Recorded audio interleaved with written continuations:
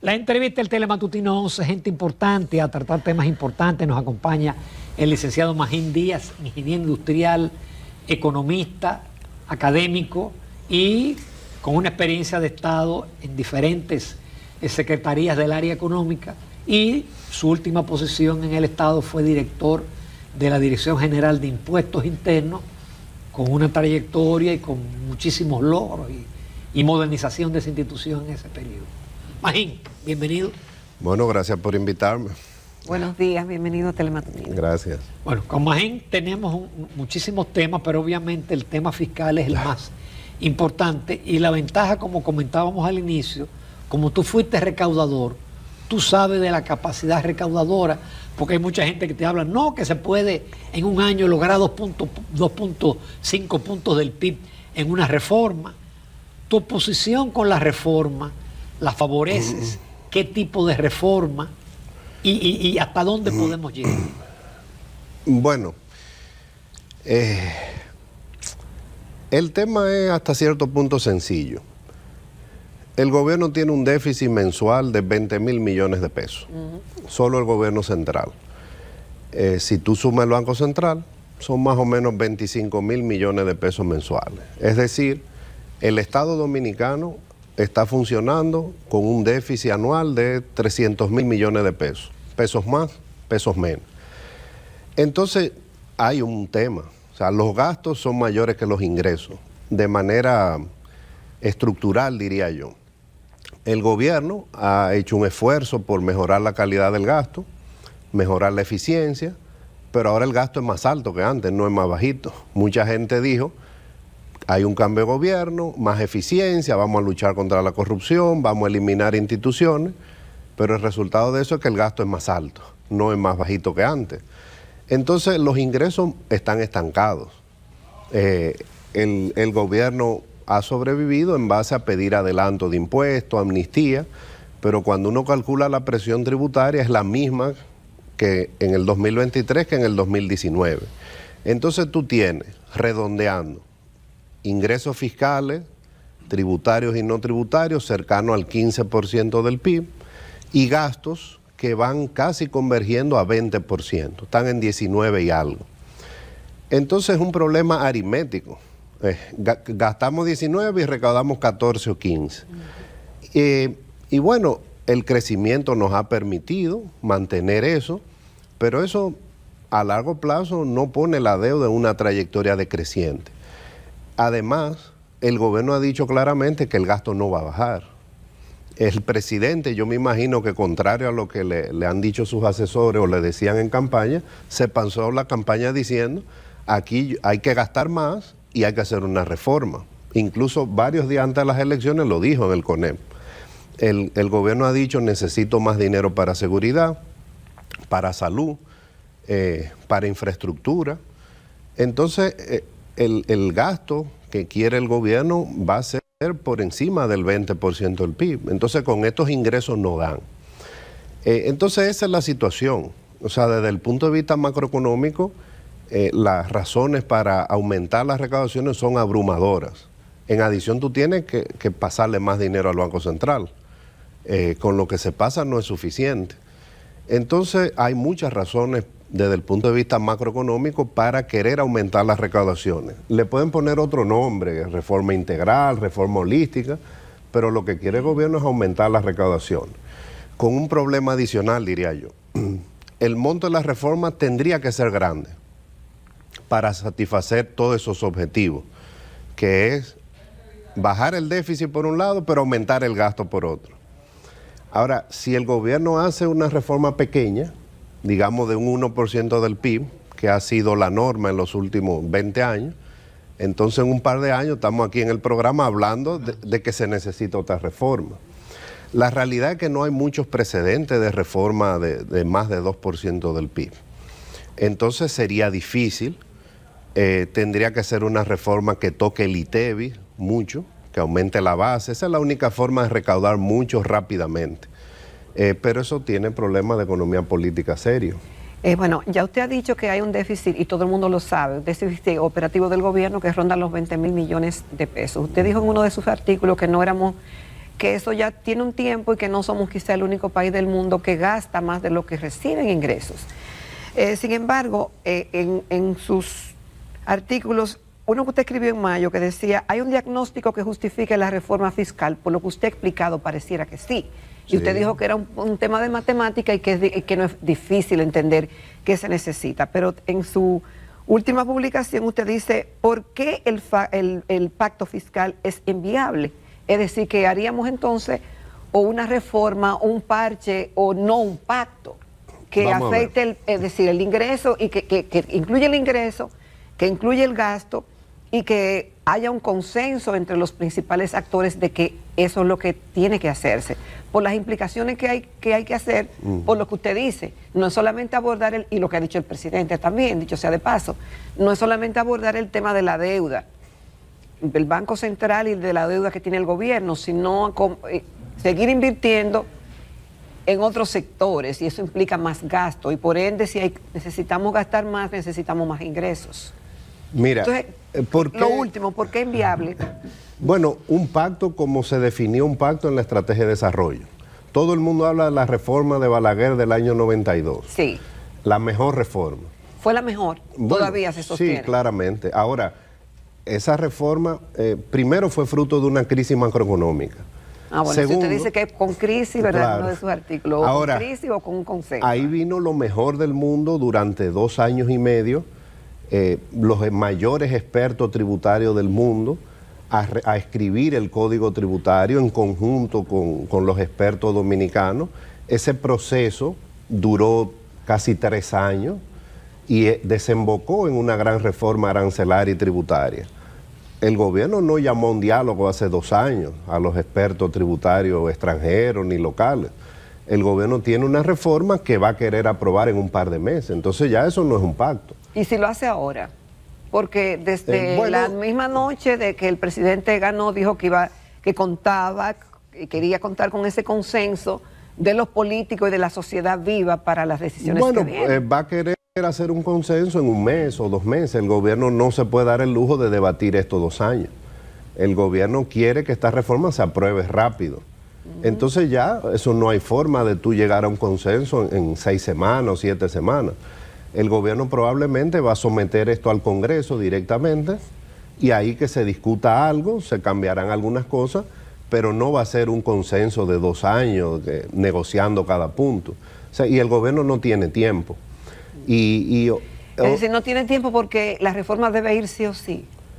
Bueno, yo creo que sí. Es decir, no se puede continuar con ese desfase entre lo que se ingresa y lo que se gasta. No se debería continuar, pero no significa que estamos al borde de una crisis macroeconómica. Aquí no va a haber, si no se hace nada, aquí no hay una crisis el año que viene. ¿Por qué? Porque la inversión extranjera sigue viniendo, nos siguen financiando, los bonos soberanos se venden rápido, o sea, en términos relativos nos vemos muy bien. Ahora, ¿cuál es el dilema del gobierno? Los intereses se están comiendo el presupuesto. Probablemente este es el gobierno que menos inversión ha hecho, infraestructura, en un cuatrenio, y eso se tolera. Por ejemplo, después del COVID, vamos a enfrentar el problema de salud, vamos a gastar mucho en salud, no tengo para gastar en inversión, pero para el país no es sostenible una inversión pública que está más cercana al 2% del PIB que al 3%. Este es un país que necesitaría 4% del PIB en inversión.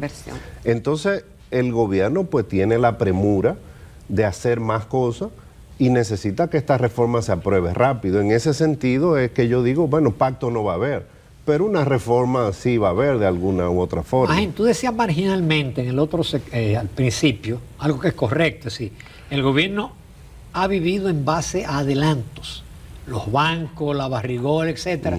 Pero sin embargo, gran parte de este cuatrienio, los recaudadores todos los meses daban datos de cómo se están rompiendo diferentes récords en aduanas, impuestos internos. Y por otro lado, del área fiscal te minimizan el impacto de la deuda. Cada vez es menos la relación deuda-PIB. También mejora nuestra calificación crediticia, nos ven bien desde fuera, hay un manejo de reducción de pasivos por parte de Hacienda. Es decir, te dan la impresión que la deuda no es problema. Bueno, si no fuera problema no quisieran hacer una reforma. Yo creo que la parte fiscal se ha manejado adecuadamente. Ahora, en oposición se satanizó el manejo de la deuda y la deuda pública, pero la deuda no es la causa del problema, es la consecuencia de que los gastos son mayores que los ingresos. Y la deuda se ha seguido manejando igualito que antes, profesionalmente, por eso hay una dirección general desde hace ya más de 15 años. Ahora, esas son soluciones financieras, eso no te resuelve el problema. Los intereses, por ejemplo, este año en el presupuesto es 4% del PIB, es lo mismo que educación cuando incluyen la parte al Banco Central. Ya eso son cifras mayores, porque el pago de intereses va aumentando cada año. Ahora la deuda ha bajado con respecto al pico de 70% del PIB que llegó a 69% porque la economía creció mucho. Y también hubo un periodo de apreciación de más de 2 años de la moneda. No necesariamente el déficit que tenemos asegura que eso va a seguir siendo así. Entonces, si la economía sigue creciendo entre 4,5% y 5%, la deuda va a ir subiendo. Entonces, el gobierno necesita más dinero. Ahora, en cuanto a la parte de recaudación, se ha recaudado más que lo presupuestado. Pero cuando tú lo mides como porcentaje del PIB y le quitas los adelantos de impuestos y la amnistía, la presión tributaria es la misma que el 2019. Sí. Obviamente, los funcionarios tienen que vender optimismo, o sea, uno no vende pesimismo cuando uno está en el gobierno, uno dice verdades a media, entonces hemos recaudado más que lo presupuestado, pero en términos relativos estamos igualitos que en el 2019. En el caso de las aduanas, cuando bajaron los fletes a nivel internacional, la recaudación se desplomó al nivel del 2019. En el caso de la DGI, le tomó 4 años llegar a la recaudación del 2019. Entonces, claramente, los adelantos, los ingresos por amnistía han sido importantes en este gobierno y han ayudado a presentar unas mejores finanzas públicas, pero estructuralmente seguimos, digamos, con el mismo déficit que antes. Ahora con una combinación de mucho más gasto corriente y menor gasto de capital. En el caso del Banco Central, Magín, que ya supera el billón de pesos el stock de certificados, ¿cuánto tú estimas que debería ser el aporte? Porque la ley de capitalización establecía entre 0,5 y 1,4, después bajaba 1 después de los 10 años. Pero aún así, aunque hubo gobiernos que cumplieron, la tasa de crecimiento del stock siguió creciendo por muchísimas causas. Pero ¿cuánto tú crees que debería ser lo mínimo para en 20 años solucionar ese problema? Bueno, eso me imagino que el banco lo tienen calculado. Yo entiendo que menos de 1,2% del PIB no debe ser para que eso baje. Aquí se habla del déficit del Banco Central, pero ¿cómo han resuelto los países los déficits de los bancos centrales? Teniendo superávit en el gobierno. Es la única forma. Por eso es que es un déficit cuasi fiscal. En realidad, Chile, por ejemplo, que en los años 80 tenía un déficit gigantesco, fruto de un rescate bancario, ¿qué hizo el gobierno? Durante 30 años tuvo superávit. Entonces, ¿qué pasa? El Banco Central aquí tiene que equilibrar la macro con un gobierno que siempre está en déficit. Entonces, lo hace a un costo alto porque tiene entonces que tener tasa de interés alta. Por eso es que aquí hay tasa de interés alta, porque tiene que usar esa herramienta para equilibrar la economía. Entonces, si el gobierno no mejora sus finanzas públicas, ese déficit va a seguir ahí. No significa que la economía ha funcionado bien, porque los bancos centrales no quiebran. Ahora, lo que sí está muy estudiado es que los bancos centrales, con una mejor posición patrimonial, pueden hacer una política monetaria más barata. La consecuencia de que sigamos con déficit en las dos instituciones es que las tasas de interés aquí seguirán siendo altas y van a bajar solo coyunturalmente cuando el Banco Central hace esas liberaciones de encaje, etcétera. Hay que salir corriendo a coger préstamos, pero después van a volver a su nivel. Cuando aquí bajaron las tasas de interés hace un par de años, buscaron otra vez su nivel, porque no se ha resuelto el problema estructural del gobierno. Vamos a hacer una breve pausa, porque estamos ya un poquito pasaditos, pero tenemos muchos temas de interés con Magín Díaz. En Telematutinos esta mañana nos sentimos muy honrados con la participación del ingeniero Magín Díaz, que fue director general de Impuestos Internos, también ha sido asesor, viceministro, asesor de gobiernos en el área tributaria de varios países, ha trabajado para el Banco Mundial y para el BID y es un reconocido académico y articulista. muchas cosas de lo que usted dijo. Pareciera que por un lado tenemos una política monetaria, sabemos que hay una política monetaria y sabemos que hay una política fiscal. Y usted dice que como que el Banco Central tiene que trabajar a tono de lo que es lo que son las políticas fiscales. ¿No deberían eso ir como a un ritmo más o menos acompasado? Bueno, debe haber coordinación. O una coordinación. Sí, y yo creo que la hay. Ahora, el tema es que al Banco Central se le pide mucho aquí. El Banco Central aquí tiene que mantener la estabilidad de precios, esa es su función, pero también cuando la economía se desacelera tiene que empujar el crecimiento. También le pedimos que haya un tipo de cambio más o menos, que no se mueva mucho, porque al dominicano no le gusta, o sea, el tipo de cambio es casi una variable política. Entonces tiene que hacer todo eso en un entorno de un gobierno que siempre tiene déficit fiscal, eso desequilibra la economía, pero ahora con un entorno internacional muy complejo, de tasa de interés alta por primera vez en 20 años. Entonces, la tasa en Estados Unidos de política monetaria está en su nivel más alto en las últimas décadas. Entonces, eso también complica el manejo de la política monetaria de países como este. Por eso es que el último año ha habido presiones cambiarias y el Banco Central ha utilizado las reservas, han bajado un poco, porque tiene que jugar en un entorno muy complejo, al que no estaba el país acostumbrado antes. Sí. Le dicen la tríada económica imposible. No, sí, la trinidad imposible. Ahora yo creo que la política monetaria, decía Milton Friedman, que no es lo que pueda hacer un banco central, no. Es que cuando lo hace mal es desastroso. Entonces tú tienes que evitar que un banco central haga cosas desastrosas porque se lleva a la economía, como cuando hay crisis macroeconómica.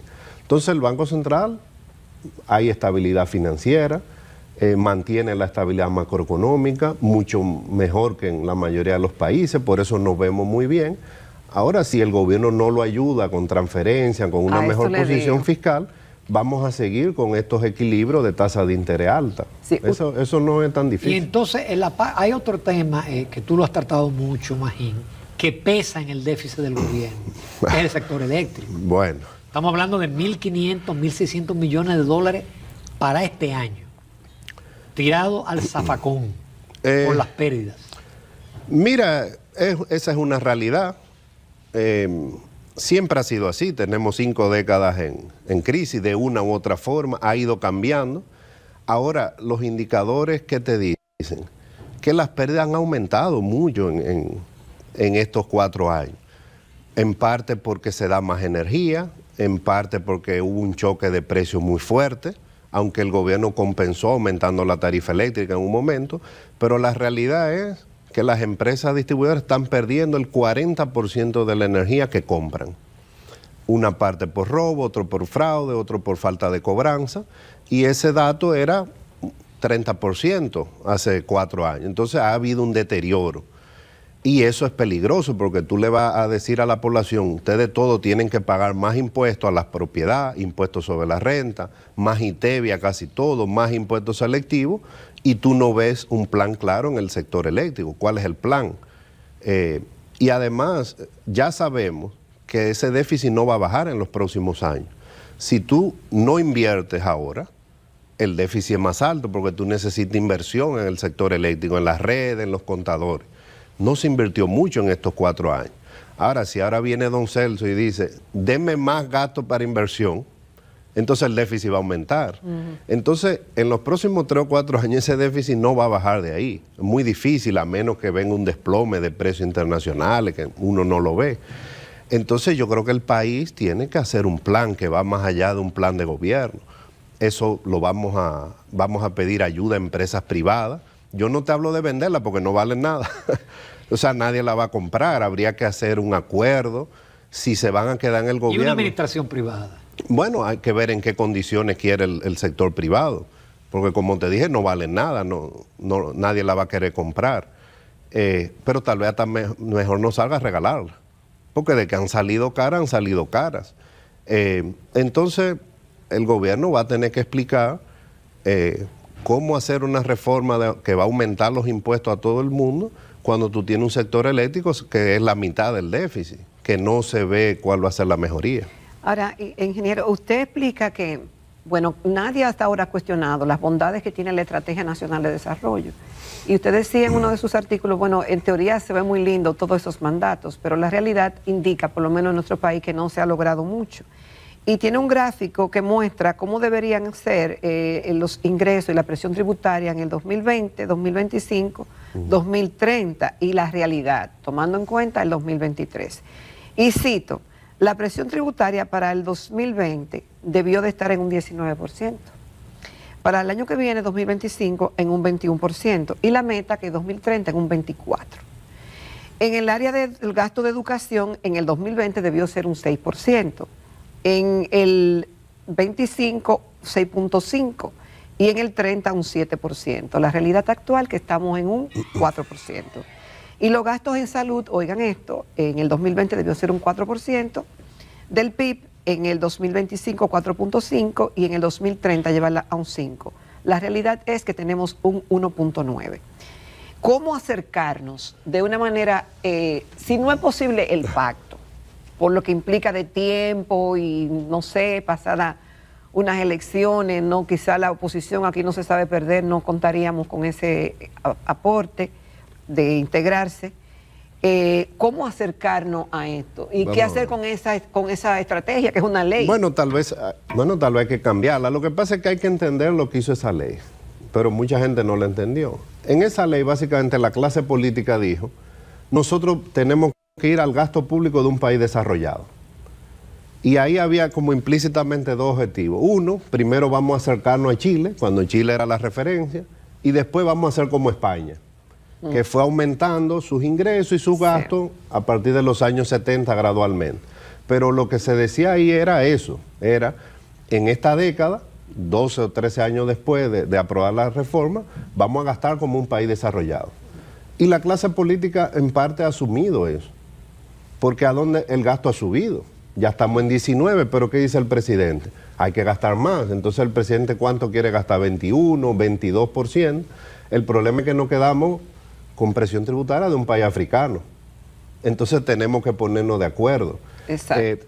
Yo le digo a mucha gente ahora en el sector privado, yo no veo cómo el gasto público va a bajar. O sea, ya la clase política tomó la decisión de que no va a bajar, que se necesita más gasto. Pero es una decisión política, porque hasta el propio presidente Abinader, cuando era candidato, decía que se podía gastar menos pero está y con calidad. Más.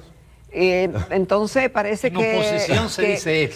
que no es posible. No, el gasto público hasta el 2019 era 17% del PIB. Ahora es 19%. El COVID nos dejó con 2 puntos más de gasto público, pero con una combinación malísima de mucho más gasto corriente y menos inversión pública. Entonces, el presidente está gastando 19, va a gastar 20 ya pronto, pero sin inversión pública. Y por eso es que nosotros crecemos mucho como economía, pero con mala calidad. No se desparrama, como dicen. Ramón me escribió a las 6 de la mañana, tal vez tú debes salir, el programa es a las 8, pero yo vivo a 3 kilómetros. Bueno, ¿cómo te toma 3 kilómetros llegar toma una hora para llegar? Porque la ciudad necesita infraestructura, no esta, sino todas las ciudades. Necesitamos más carreteras, más inversión en drenaje. También lo dijo Ramón ahorita, o sea, llueve. En educación. Claro, entonces el país necesita más inversión pública, eso está muy estudiado. Ahora el gasto corriente yo no veo que va a bajar. Se habla de la calidad del gasto. Muy bien, vamos a suponer que ahora hay más calidad, pero el gasto público es más alto. O sea, aquí se confunde, o la gente entendió que mejorar la calidad del gasto iba a implicar uno a uno una reducción. No, el gasto es más alto. O sea, aquí eliminamos la CDE, pero creamos el Ministerio de Energía, Punta Catalina, eliminamos la OISOE, pero creamos el Ministerio de Vivienda. No, y las EDE, porque bueno, aunque las EDE ya tienen varias décadas, pero antes no existían, lo que existía era la CDE. Exacto, entonces yo no veo, o sea, yo creo que por ejemplo la nómina pública claramente debe haber 200 o 300.000 personas de más, pero ¿un gobierno va a sacar 300.000 personas a la calle? No. Entonces hay que ser realista. Ahora, eso no significa que lo que estemos fuera pidamos más calidad del gasto, que se analice la nómina, que no haya botella, que todo el que esté ahí esté haciendo un trabajo, que exijamos, por ejemplo, que en los programas de asistencia pues sean de calidad, que no se usen para fines políticos. Hay que exigir calidad del gasto. Yo lo que no veo que eso va a significar que va a bajar el gasto. Entonces vamos a tener que pagar más impuestos todos. Y a eso, No hay de otra. vamos, Magín. Tú señalaste que una de las vías es el ITEVIS. Pero tendríamos que poner el ITEVIS a la medicina, a la energía, a una serie de alimentos. Entonces, eso pesa sobre la canasta básica, sobre la clase media. Mira, ¿qué es lo que está exento de ITEVIS? Medicina, alimentos, energía eléctrica, que en todos los países eso tiene IVA. La canasta básica, servicios de salud privado, que en todos los países tiene IVA, y la educación privada. Eso es lo que está exento. Entonces es una decisión política difícil. Ahora, si se quiere hacer una reforma grande, eso es lo que da mucho dinero. Las otras medidas van a ser puntuales, aportan algo, pero no dan para una reforma de 2% del PIB. Ahora, el mecanismo está, que es lo que se llama el ITEVIS personalizado, para compensar a los pobres. Ya tenemos la tecnología. Al 30 o 40% más pobre de la población se le puede devolver el ITEVIS que paga. Otra cosa es que la gente entienda que eso va a funcionar. ¿Cuál mecanismo? O a través de cualquiera de los programas sociales, porque ya están identificados los pobres.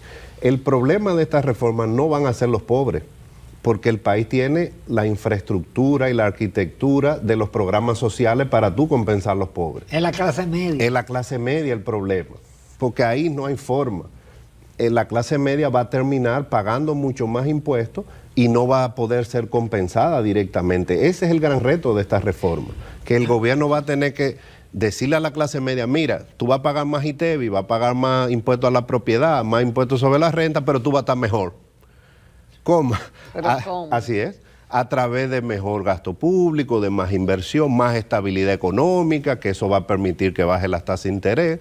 O sea, el gobierno tiene que hacerle una narrativa a la clase media, porque ese va a ser el gran problema de economía política de esta reforma. El problema de los pobres se resolvió con la reforma, porque tú lo puedes compensar a través de los programas, como se compensó aquí con el COVID, mejor que en cualquier otro país. En 4 semanas aquí se montaron varios programas que abarcaron millones de personas. El problema es la clase media en una reforma. ¿Cómo tú no la puedes compensar directamente? Y la parte de una evasión de 50% del ITEVIS, ¿eso es los productos que no tienen ITEVIS o es que realmente hay un ITEVIS cobrado de las empresas al consumidor que no lo... Hay de todo. O sea, la evasión, que se llama incumplimiento, como se mide, está por encima del 40%. Ahora, eso incluye, eso en parte se debe a que hay muchas exenciones, pero en parte se debe a fraudes y robo. Ahora, fíjate qué tan difícil es bajar eso. Es tan difícil que el gobierno dijo que lo iba a hacer y estamos recaudando lo mismo que antes. O sea, no hay grandes avances en la lucha contra la evasión. Tú mejoraste la recaudación de marginalmente se hicieron cosas, pero eso tiene que ser un trabajo de 20, 30 años. Y yo creo que hay que pedirle al gobierno que luche contra la evasión, que baje el fraude, que aquí es grande, no en ese impuesto, sino en todo. Es una cultura que hay que cambiar. Fíjate cómo aquí todo el mundo penaliza. Los funcionarios se robaron 1.000 millones, pero cuando alguien hace un fraude tributario, no, eso no es tan malo porque es mejor engañar al gobierno. Entonces hay un tema de cultura que hay que ir cambiando. Ahora, muchos sectores le van a pedir al gobierno, a mí no me suban los impuestos cuando tengo a mi competencia haciendo fraude. Entonces el gobierno va a tener que hacer una fuerte campaña contra la evasión y el fraude. Algunos dicen que, bueno, que controlando, es decir, aumentando las recaudaciones, es decir, que todo el que no pague, pague con una fórmula simplificada. Hemos escuchado todas las fórmulas. Y hay un tema, el tema de los sectores que tienen privilegio de no pagar impuestos o de una tasa privilegiada, las llamadas exenciones. Y el tema de los combustibles, que ha sido una forma... Pero son como 5 preguntas. Maravillosa para recaudar mucho. Y ahí le cargan a todo el mundo. Y se han hecho cuadros de que tenemos el combustible más alto, pero eso no se desmonta porque es fácil conseguir dinero por ahí. Lo primero es que hay muchas exenciones en el país, es lo que se llama el gasto tributario, que es alto, pero la mitad de eso es ITEVIS. O sea, la mayor parte de las exenciones son ITEVIS, que es casi una política social, ¿verdad? Vamos a exonerar. Es una política ineficiente porque tú al exonerar al pobre estás exonerando al rico. entonces el gobierno va a querer entrarle a una parte de esas exenciones. Las otras son política industrial, vamos a llamar, sectores estratégicos, zona franca, turismo, el cine. Entonces el gobierno va a tener que evaluar cuál de esas exenciones va a quitar y cuál no. Yo me imagino que zona franca no la va a tocar, ya el gobierno ha dicho que es un sector estratégico. Ahora, el problema es que si tú vas a poner muchas exenciones a sectores, entonces tienes que gravar con ITEVI casi todo, o con impuesto a la renta personal. El problema es que aquí tenemos muchas leyes de incentivos sectoriales, pero tenemos la mitad del ITEVI exento y el impuesto sobre la renta personal, el 85% también queda exento. Entonces el país ahora tiene que sentarse y ver, bueno, ¿cómo es que vamos a recaudar? Porque el gobierno necesita aumentar las recaudaciones, como yo dije. Y como da credibilidad, porque una cosa es yo recaudo y yo tengo mucho dinero, pero ¿qué garantías le da a la gente y qué seguridad de que eso va a ser bien invertido? Sí, bien gastado? ahora los combustibles, bueno, como el ITEVI tiene tantas exenciones, ¿qué ha pasado? Que tenemos entonces muchos impuestos selectivos, a los alcoholes, a los cigarrillos, a las telecomunicaciones, a los vehículos, a los seguros y los combustibles, que es el tercer impuesto que más recauda. Ahora, eso no va a bajar ese impuesto porque el gobierno no puede perder recaudaciones. Magín, finalmente, esto, Pues, dada la experiencia del 91-92, muchos postulan que disminuyendo las tasas impositivas se logra aumentar las recaudaciones, y creo que esa es la filosofía implícita en lo que ha planteado el CRES, de bajar todas las tasas impositivas dentro de lo que es una reforma fiscal. Bueno, en la reforma del 92 las tasas eran muy altas. Entonces el impuesto sobre la renta era 75, si tú lo bajabas a 30 ibas a recaudar más. Los aranceles eran 150%, nadie podía importar nada. Cuando tú lo bajaste a 20, ahí todo el mundo empezó a importar. Ahora los niveles de tasa aquí no dan mucho para bajar. Yo creo que el ITEVI podría bajar 1 punto o 2 puntos como una forma de vender la reforma.